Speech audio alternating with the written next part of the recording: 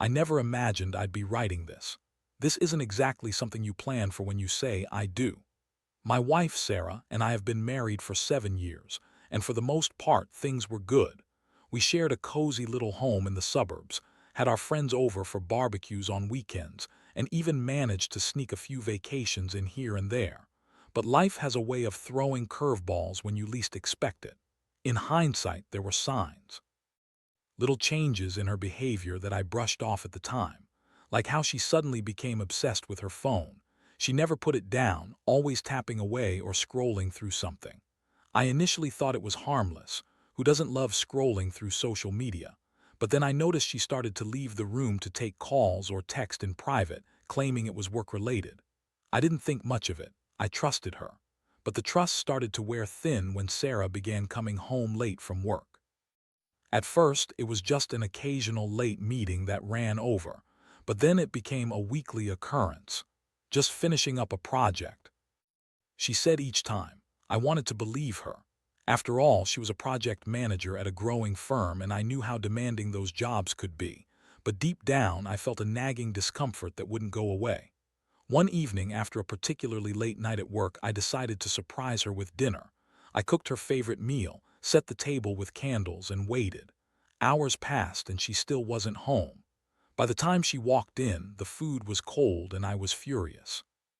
When I confronted her about it, she rolled her eyes, claiming she had lost track of time while out with coworkers. I wanted to scream, "What coworkers?" Instead, I just nodded and let it go. But then everything changed one fateful Saturday. I was cleaning out the garage and while moving some boxes, I stumbled upon an old folder filled with receipts and random papers. Among them, I found a hotel bill, a hotel in the city.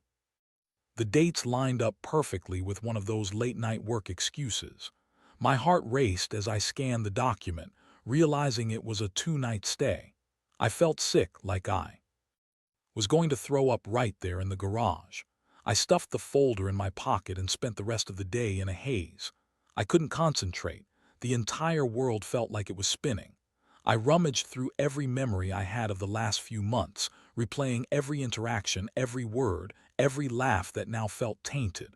The realization hit me like a ton of bricks. Sarah was cheating on me. The next few days were a blur. I felt like a detective in a bad movie, obsessively watching her every move, tracking her every word. I noticed the small things, the way she would smile at her phone, the way she would get defensive when I asked about her day. Every time she left the house, I wondered where she was going and who she was seeing. I knew I had to confront her. I couldn't sit around feeling like a fool any longer. I needed to hear her admit it to see if my gut was right. I devised a plan, waiting for the right moment. I decided to catch her off guard, to force her to confess without realizing what I was doing. The night I chose was just a casual Friday. We had dinner together, chatting about mundane things. I could feel the tension in the air like static electricity. I made small talk, pretending everything was normal while my heart raced at the thought of what was coming. After dinner, I leaned back in my chair and casually said, "You know, I found something interesting the other day." Her eyes widened slightly, betraying a flicker of fear. I continued, "You know how you keep saying work has been hectic? Well, I found a hotel bill in the garage." I watched as her face drained of color. For a moment she stammered, clearly trying to come up with a lie, a justification. It must be a mistake or some old thing," she said quickly, trying to brush it off, but I could see the panic in her eyes. I pressed on, wanting her to squirm a little. "Really? Because the dates seem pretty specific, 2 nights, right when you said you were working late. Funny how that works out, right?" Her jaw tightened, and for the first time I saw a crack in her facade. "David, I can explain." She finally blurted out, and just like that, she was trapped. The thrill of knowing I had her where I wanted her coursed through me, but it was overshadowed by the hurt that had been building for months. "Go ahead, I'm listening," I replied, keeping my tone calm despite the storm of emotions raging inside me. She hesitated, mouth opening and closing like a fish out of water, and then she launched into a convoluted web of excuses. "It's not what you think. I was working on a project with some clients and they needed us to stay overnight, but I wasn't buying it. Not anymore. I had her cornered and I wanted the truth. As she stumbled over her words, I felt a mix of satisfaction and heartbreak. I could see the guilt written all over her face, the way she was struggling to maintain her lies. It was time to turn the tables. I decided I would make her confess without realizing it. That night would mark the beginning of a dark journey, one that would change everything I thought I knew about my marriage and myself. As Sarah continued to stumble over her words, I felt a strange sense of empowerment. The tables had turned, and I could see that my initial instinct was right. She had been lying to me for months. I leaned back in my chair, crossing my arms, and allowed her to dig her own grave. She had no idea that I had already uncovered the truth, and I was going to make her admit it without me ever having to say the words. "David, please," she pleaded, biting her lip in that way she did when she was nervous. "You have to believe me. I wouldn't cheat on you. I love you." Love, those words echoed in my mind, tainted by everything I had discovered. I knew that love alone couldn't erase betrayal. I chose to remain silent, letting the tension stretch between us. This was my moment to make her face the music. "Why don't you just tell me the truth?" I finally asked, a calmness in my voice that seemed to irritate her even further. "You've been acting different for a while now. What's going on, Sarah?" She opened her mouth, but nothing came out. I could see her mind racing, trying to formulate a response that would get her out of this mess. "I swear it's just work. You know how demanding my bosses can be. I didn't want to tell you because I didn't want you to worry," she finally blurted out. "Didn't want me to worry?" I echoed, incredulous. "You think lying to me for months is better than just being honest?" Her eyes darted away, a sign of guilt I had come to recognize. "I just didn't want to burden you with all of this. It's been overwhelming." I could see my words were hitting their mark. The panic in her eyes grew, and that tiny glimmer of satisfaction I felt earlier morphed into a deep, gnawing hurt. I leaned in closer, my voice dropping to a whisper. "Overwhelming, huh? Is that why you needed to book a hotel?" She flinched, and in that moment I knew I had struck gold. "I didn't mean for it to get so out of hand," she burst out, her voice cracking. "It was just one time, I swear. Just one time." Her words hung in the air, suffocating me. The betrayal stung like 1,000 needles, each one reminding me of the trust we had built over the years. I felt rage bubbling up inside me, but I choked it down. I wanted her to keep talking. "One time with who, Sarah?" I pressed. "Are we talking about a coworker, a client? Who is he?" She hesitated, tears welling in her eyes. "It was someone from work. I didn't plan for it to happen. It was a mistake. Please, David, I'm so sorry. A mistake." How many times had I heard that excuse? I took a deep breath, trying to keep my emotions in check. "So this is it. You're just going to throw a mistake at me and expect me to forgive you." "No, I'm not asking you to forgive me. I just want you to understand that it didn't mean anything," she cried, her voice rising. "It was just sex, just physical." Her words hit me like a punch to the gut. Just sex. Did she really think she could minimize what she had done? I gripped the edge of the table, feeling my knuckles turn white. "So you've been lying to me for months about work, sneaking around behind my back, and now you expect me to believe it was just physical?" "I don't know, okay?" She snapped back, her frustration bubbling over. "I didn't think you'd find out. I was scared and I panicked. I thought I could just fix it before you noticed." There it was, the desperation in her voice. I had her right where I wanted her, and I couldn't help but feel a sense of triumph. But as her tears flowed, I felt the weight of my own sadness. This wasn't just a game. This was my life, my marriage, crumbling before my eyes. I decided it was time to change tactics. Instead of pushing her further into a corner, I would let her think she was safe. I leaned back in my chair again, adopting a relaxed posture. "Okay, let's say I believe you for a moment. What does that mean for us?" "David, please, we can work through this," she said, sniffling. "I love you. I didn't mean for it to happen. Just give me another chance. I'll do anything." The desperation in her voice was palpable. I knew she was trying to save herself, but I needed to think about what I wanted. Did I even want to save this marriage? My heart was still reeling from the betrayal, and I wasn't sure how I felt. I forced myself to consider the idea of reconciliation. Could I really forgive her? Could we rebuild what we had lost? Maybe I could give her a chance just to see how she would react. I leaned in again, adopting a more serious tone. "I need to know that you're willing to make changes, Sarah. I can't go back to the way things were. You have to be open and honest with me from now on." Absolutely, I promise, she exclaimed, a hint of relief washing over her features. I'll do better, I swear. But deep down, I wasn't sure if I could trust her words. I wanted to believe her, but a part of me knew that rebuilding trust would take time, time I wasn't sure I had. As the night wore on, I felt a heavy cloud of uncertainty settle over me. The foundation of our relationship was cracked, and I wasn't sure if it could ever be repaired. I realized I had a long, difficult road ahead, and despite her promises, I couldn't shake the feeling that this was just the beginning of a much larger battle. Little did I know, the true test of our marriage was yet to come, and I was about to set a plan into motion that neither of us would ever forget. The days following that fateful confrontation felt surreal. Sarah threw herself into being the perfect wife, but I could see through her act. She was trying hard, overcompensating in a way that made me feel both guilty and angry. I had confronted her about cheating, and she was acting as if nothing had changed. Her attempts to make amends were almost theatrical, and I couldn't help but feel a mix of pity and frustration. As I watched her navigate the aftermath of our confrontation, I began to realize that her promises meant little without real accountability. She would sometimes catch me staring, her eyes pleading for forgiveness. I would look away, my heart heavy with conflicting emotions. How could I forgive someone who had betrayed my trust so profoundly? One weekend, I decided to take matters into my own hands. I needed to know if she was truly remorseful or if she was just trying to save her own skin. So I devised a plan. I would play along with her facade for a while, allow her to think that everything was fine. I would gather evidence, see if her behavior changed again, and find out if she was still seeing the other man. I started by subtly changing my routine. I stopped coming home right after work and began staying late, claiming I had projects to work on too. This allowed me to observe her behavior without her knowing. I thought I was clever, playing my part to catch her off guard. During the next few weeks, I noticed that while she was trying to be the ideal partner, she also seemed more secretive than ever. There were nights when she would leave her phone face down on the table, something she never did before.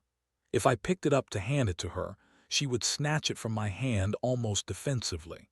It was infuriating to see her act as though I was the one in the wrong for even touching it. I began to suspect she was still talking to the guy. I needed proof, so I started early morning runs, taking my phone with me. I would return just as she was waking up, giving her no reason to suspect I was onto her. Each time I returned, I would catch her texting or scrolling through social media with that same guilty look on her face. One fateful morning, I developed a new tactic. I forgot to charge my phone the night before, claiming I had to borrow hers for a quick errand. I knew it was a risk, but I figured the payoff could be worth it. When I picked it up, I casually scrolled through her notifications while she was in the shower, my heart racing with anticipation. I found messages from a contact labeled Sam, the same name she had mentioned during our confrontation. I felt a wave of nausea wash over me. I opened the messages and my worst fears were confirmed. They were flirty, full of inside jokes and plans to meet up again. My hands trembled as I read the words, and I fought the urge to throw the phone across the room. It felt like salt in an open wound. This wasn't just about sex anymore. It was deeper, more intimate. I quickly closed the messages, stuffing the phone back onto the counter just before she emerged from the bathroom, oblivious. I forced a smile, hiding the turmoil raging inside me, and went about my day like nothing was wrong. That same day, my mind was racing, plotting my next steps. It was time to confront her again, but this time I wouldn't be gentle. The following evening, I decided to recreate our last conversation, but this time I was fully armed with the truth. I cooked dinner just like before and waited for her to come home. When she walked through the door, I watched her smile fade as she detected the tension in the air. "Hey, how was your day?" she asked, her voice light, but I could see the slight quiver in her hands as she set her bag down. "Sit down, Sarah. We need to talk," I said, my voice steady but firm. Her expression shifted to concern, and she nodded, taking a seat at the table. Her eyes darted around as if searching for a way out, but there wouldn't be any escape this time. "I know you're still talking to him," I said abruptly, watching her face fall. What? No, I told you I haven't spoken to him since that night. She protested, a hint of panic creeping into her voice. I didn't respond immediately. Instead, I pulled out my phone and showed her the messages I had found. This says otherwise. I watched as her face drained of color. The weight of my discovery and her lies crashed over her like a tidal wave, and I felt a grim satisfaction in her realization. David, wait, let me explain. She stammered, but I cut her off. There's no explanation that can make this okay, Sarah. You're still texting him, still planning to meet. You're not even trying to hide it. You've lied to my face repeatedly, and now you're going to sit here and play the victim. Tears welled in her eyes, and she leaned back in her chair as if I had physically pushed her. I didn't mean for this to happen. I was trying to move on. I thought if I could just fix things with you, it would all go away. I felt a mix of anger and betrayal coursing through me. Fix things. You can't fix a marriage by lying and sneaking around. You think I'm going to trust you again after this? Her voice broke and she slumped forward, burying her face in her hands. I'm so sorry. I never wanted to hurt you. I just didn't know how to deal with what I had done. I thought it was over. The weight of her words hit hard, but I was tired of the excuses. You say you love me, but love doesn't look like this, Sarah. You're still choosing to contact him. You've made your choice. For the first time, I saw a glimmer of clarity in her eyes, a realization that I wasn't going to back down. The tears kept flowing, but they felt different now, less about regret and more about fear of losing me. I don't want to lose you, David. I'll cut him out. I'll do anything to make this right. She cried, desperation lacing her words, but I was no longer sure if I believed her. I knew I couldn't just take her back without a fight, without a plan. That's not enough, Sarah. I need to know. You're serious about making real changes. I'm giving you one last chance, but I need you to show me you can be honest. No more secrets, no more lies, I said, my voice steady. Please, I promise, I'll prove it to you. She pleaded, the sincerity in her voice almost convincing. But deep inside, I was torn. I wanted to believe her, but I knew that the path ahead wouldn't be easy. Trust was broken, and it would take time to rebuild. I had a decision to make. Allow her back into my life fully or cut my losses and walk away. As I sat there, watching the woman I had loved for so long, I knew I needed to protect myself. I had to think carefully about how to move forward. It was time to take control of this situation and decide if I was willing to fight for what was left of our marriage or if it was time to let go for good. The next steps would be crucial, and I was determined to navigate this treacherous path with clarity and resolve. Over the following days, I found myself engulfed in a whirlwind of emotions. I was torn between wanting to believe Sarah's promises and the deep-seated hurt from her betrayal. I had been through the emotional ringer and wasn't sure how to proceed. My heart urged me to forgive, to forget the past, but my head screamed that I needed to protect myself. After much internal debate, I decided that the best course of action was to give Sarah one last chance, but it would come with terms, clear boundaries and expectations. I called her into the living room one evening, wanting to lay it all out on the table. "Sit down, Sarah," I began, my voice steady but firm. "We need to have a serious conversation about where we go from here." She looked nervous, a mix of hope and fear flickering in her eyes. "Okay," she said softly, biting her lip, and I could see the weight of uncertainty resting on her shoulders. "I'm not saying we can go back to how things were overnight. Trust doesn't just come back because you say it does. It takes time and effort. If we're going to move forward, I need to set some ground rules," I stated, trying to keep my tone neutral. "Of course, I'll do anything," she replied quickly, her eagerness palpable, but I wasn't going to be swayed easily. "First, you need to cut off all contact with him. No texting, no messaging, nothing. You've already crossed the line too many times." She nodded vigorously. "I promise. I'll block him, delete everything. Just give me another chance. Second, I need access to your phone anytime I ask. I want to be able to see you're being honest. This isn't about controlling you, but rather rebuilding the trust you've shattered." At that, she hesitated, a flicker of resistance in her eyes. "David, that feels a bit extreme, doesn't it?" I felt my frustration boil again. "Extreme? You think it's extreme for me to want to ensure that you're being faithful after everything you've done? You don't get to set the rules anymore. You've lost that privilege." She lowered her gaze, and I could see that my words had hit home. "You're right," she finally admitted, her voice barely above a whisper. "I'll do it.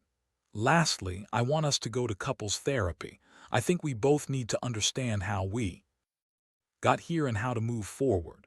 "Therapy? I don't know," she stammered, but I cut her off. "Do you want this marriage to work?" I asked, my patience thinning. "Yes, of course, I want us to work," she exclaimed, the urgency in her voice almost fraying my own resolve.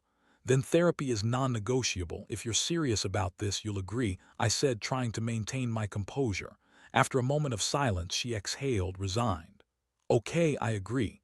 I'll do whatever it takes." I felt a mix of relief and dread wash over me. I knew these were just words, but I also recognized that it was a start, an opportunity for her to prove she meant what she said. As weeks turned into months, we began this rocky road of rebuilding. Sarah booked an appointment with a therapist, and we both started to attend sessions. At first, it felt like an uphill battle. Each session would dredge up feelings of betrayal, anger, and sadness. But as hard as it was, I felt it was necessary. I could see Sarah genuinely trying to change. She cut off all contact with Sam and took the steps I had outlined. She was more open with her phone, allowing me to see the texts she received, even if they were mundane. At times, I had to remind myself of the effort she was putting in. It was easy to fall back into resentment.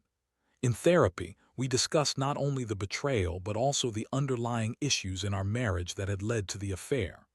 I learned how my work had taken priority over our relationship, and she confessed how she felt neglected and alone during those times. It was painful to acknowledge each other's shortcomings, but I understood that it was a necessary step toward healing. Yet despite her efforts, my heart remained guarded. I still couldn't shake the feeling of mistrust, and I'd often catch myself analyzing every little action she took. If she was late coming home, my mind would spiral into panic, imagining the worst. It was an exhausting cycle, one that I recognized wasn't healthy for either of us. One evening, about 6 weeks after we had started therapy, I came home to find her sitting on the couch, her face buried in her hands. My heart sank as I felt a chill run down my spine. "What's wrong?" I asked cautiously. She looked up, her eyes swollen from crying. "I've been thinking about our sessions and everything that's happened. I know you're trying to forgive me, but I can't help but feel like I'm suffocating you. You're so angry still." "Of course I'm angry. You don't just get over something like this overnight," I shot back, not meaning to sound harsh, but the hurt resurfaced at the mention of her guilt. I know," she replied, her voice cracking. "But I don't want to be the source of your pain anymore. Maybe it's better if we take a break to figure things out separately." I felt the ground beneath me shift. "A break? Are you serious?" "Maybe it's what we need. I don't want to keep holding you back while I try to prove myself to you. I just want you to be happy," she said, and I could see the sincerity in her eyes mixed with fear. It was an unexpected proposition, one I hadn't considered. I had been so focused on trying to save our marriage that I hadn't thought about the possibility of stepping back. But as I processed her words, I felt a sense of clarity emerging from the chaos. "Maybe you're right," I finally said, surprising myself. "But if we're going to do this, we have to set clear boundaries. No contact with each other, no reaching out until we figure out what we want." She nodded, tears streaming down her face. "I just want you to know that I love you, David. I really do." "I know," I replied, my heart aching for what we had lost. The decision to take a break wasn't easy, but as we sat there, both of us grappling with the uncertainty of our future, I felt a strange sense of relief. It wasn't a solution, but perhaps it was the space we needed to truly think about what we wanted. As I prepared to leave the house, the weight of the decision loomed heavily over me.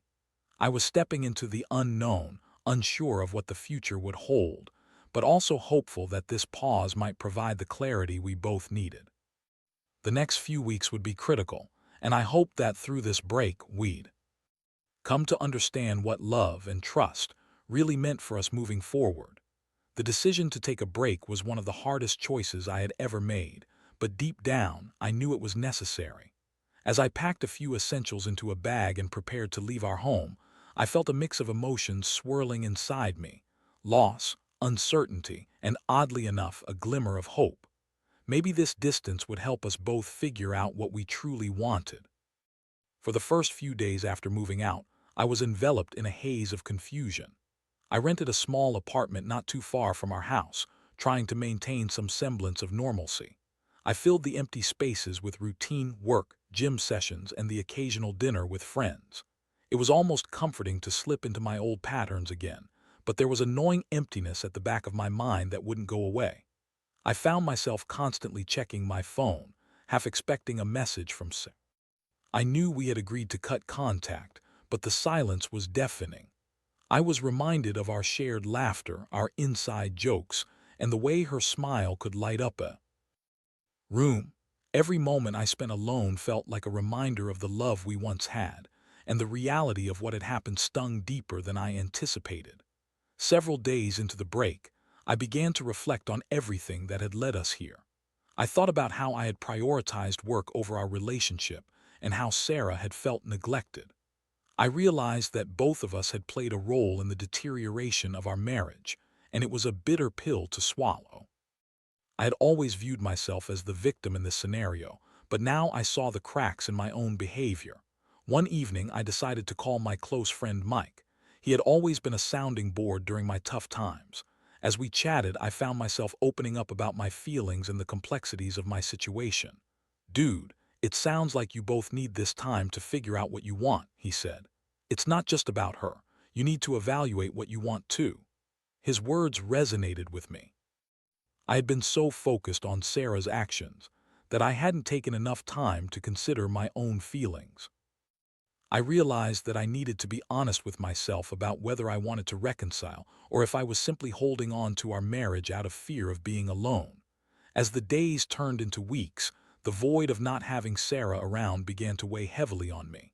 I missed her laugh, her quirky comments, and the way she could brighten my day with just a glance. I often wondered how she was coping. Was she regretting her choices? Was she finding clarity as well? Then one Sunday afternoon, as I sat on the couch flipping through channels, I heard a knock at my apartment door. My heart raced and I stood up, unsure of who it might be. I opened the door to find Sarah standing there, nervously shifting from foot to foot. The sight of her sent a rush of emotions coursing through me. "Hey," she said softly, her voice barely above a whisper. "Hey," I replied, my heart pounding in my chest. "I know we agreed to keep our distance for a while, but I couldn't stop thinking about you. Can we talk?" I hesitated, conflicted, but as I looked into her eyes, I saw a mix of vulnerability and determination. "Sure, come in." We settled on the couch, the air thick with unspoken words. I could see the worry etched on her face as she fidgeted with her hands. "I've been doing a lot of thinking," she said, her voice trembling slightly. "This time apart has made me realize just how much I love you and how much I've messed up." I felt a wave of emotion wash over me, but I kept my expression neutral. "What do you mean?" "I know I hurt you and I can't take that back, but I want to make things right. I want to earn back your trust. I've realized that I was so focused on my own feelings of neglect that I lost sight of how you were feeling. I've been working on myself in therapy, and I want to work on us too." I could see the sincerity in her eyes, but that familiar wall of skepticism rose up again. "What does that look like for you?" "I want to be fully open with you. I'll do whatever it takes to prove that I'm serious about rebuilding our relationship. I want to make sure you feel valued and prioritized. Maybe we can even go back to therapy together if you're willing." Her words struck a chord within me. There was a part of me that wanted to believe her, to see if we could navigate this difficult path together. But there was also fear of being hurt again, fear of getting my hopes up only to have them dashed once more. "Sarah," I began, "this isn't going to be easy. I'm still hurt, and it's going to take time for me to trust you again." "I know, I'm willing to do the work," she assured me, her voice steady. "I just want you to know that I'm committed to making this right." We sat in silence for a moment, and I could feel the weight of the decision pressing down on me. I had a choice to make, either to allow her back into my life and take a step toward healing, or to continue living in the uncertainty of our separation. After what felt like an eternity, I took a deep breath.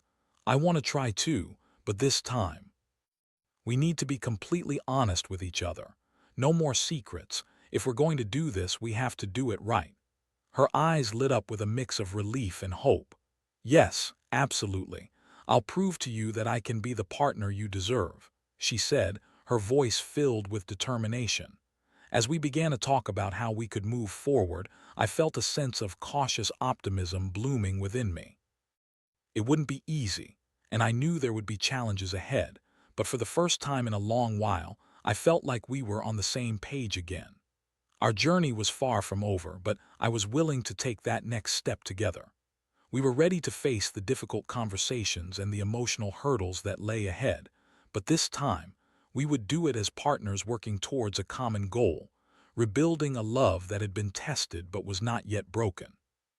As I watched Sarah smile for the first time in what felt like ages, I couldn't help but wonder if this would be the turning point in our relationship. Only time would tell, but I was ready to embark on this journey of rediscovery together. As we sat together on that couch, feeling the warmth of a renewed connection, I realized we were at a pivotal moment. We had come through the storm, and while the clouds were still lingering, there was a glimmer of sunlight peeking through. We began to outline the steps we would take to mend our relationship, and for the first time, it felt like we were truly on the same team. We decided to return to therapy together, agreeing that it would help us both navigate the complexities of our feelings and the challenges we had faced. Sarah committed to being transparent and open, sharing her thoughts and fears without holding back. I made a promise to be patient and to express my feelings without letting anger dictate my responses. The first few therapy sessions were intense. We delved deep into the hurt that had been caused, and I learned that Sarah had felt invisible for a long time. It was a tough pill to swallow, realizing that my own neglect had contributed to her infidelity. But as we unpacked our emotions, I felt a weight lift off my shoulders, a sense of relief that we were finally addressing our issues head-on instead of glossing over them. One evening, after a particularly cathartic session, we decided to take a walk through a nearby park. It was spring, and the flowers were blooming, filling the air with a sweet aroma. As we strolled, I found myself reflecting on how far we had come. It was hard to reconcile the painful memories with the hopeful moments we were creating together. "David," Sarah said, breaking the silence, "I know it's going to take time for you to fully trust me again, but I promise I'm committed to working on myself and our marriage." I smiled, appreciating her sincerity. "I see that, and I'm willing to put in the effort too. We both have things to work on, but I believe we can get through this, one step at a time." The weeks turned into months, and slowly but surely, I felt the walls around my heart begin to crack. Sarah continued to show me her dedication, not just in words but in actions. She kept her phone open, she was more present, and she made time for us, something that had been sorely lacking before. We began to rediscover each other, learning about the little things we had neglected during our turbulent times. One day, after an afternoon spent cooking together, I caught her gaze as we shared laughter over something trivial. It was a simple moment, but it felt monumental. I realized that I was falling in love with her all over again, but this time, it was tinged with a deeper understanding of both the fragility and strength of our bond. Yet there were still moments of doubt. Occasionally, I'd catch myself feeling insecure, wondering if she was truly committed to our marriage or if she was simply going through the motions. But each time those thoughts crept in, I reminded myself of the work we were both putting in. I chose to trust the process, to believe that we were building something stronger than before. As we approached the anniversary of the day we had decided to take a break, I felt an overwhelming sense of gratitude. We had weathered the storm and emerged stronger. We decided to celebrate this milestone by revisiting the restaurant where we had our first date. It felt symbolic, a way to honor our journey and acknowledge how far we had come. That evening, as we sat across from each other, I couldn't help but replay the events of the past year in my mind. The pain, the heartache, and the confusion had been replaced by understanding, growth, and a rekindling of love. I reached across the table and took her hand in mine, feeling the warmth of her touch. "Sarah," I began, "I want you to know how much I appreciate everything you've done to rebuild our relationship. It hasn't been easy, but I truly believe we're on the right path." Her eyes sparkled, and I could see the relief wash over her. "Thank you, David. I've learned so much about myself and what our relationship means to me. I won't take it for granted again. As the evening continued, we talked, laughed, and reminisced about the good times we had shared. It felt like old times, but with a renewed depth of understanding and connection. I looked at her and felt a sense of calm wash over me. We had faced the darkness and emerged into the light, hand in hand. In the weeks that followed, we continued to work on our relationship, attending therapy sessions and exploring new ways to communicate. We began to set boundaries that would help us both feel secure, something that was crucial for rebuilding trust. Each small step felt like a victory, and I reveled in the newfound stability we were creating together. Looking back, I realized how pivotal that break had been.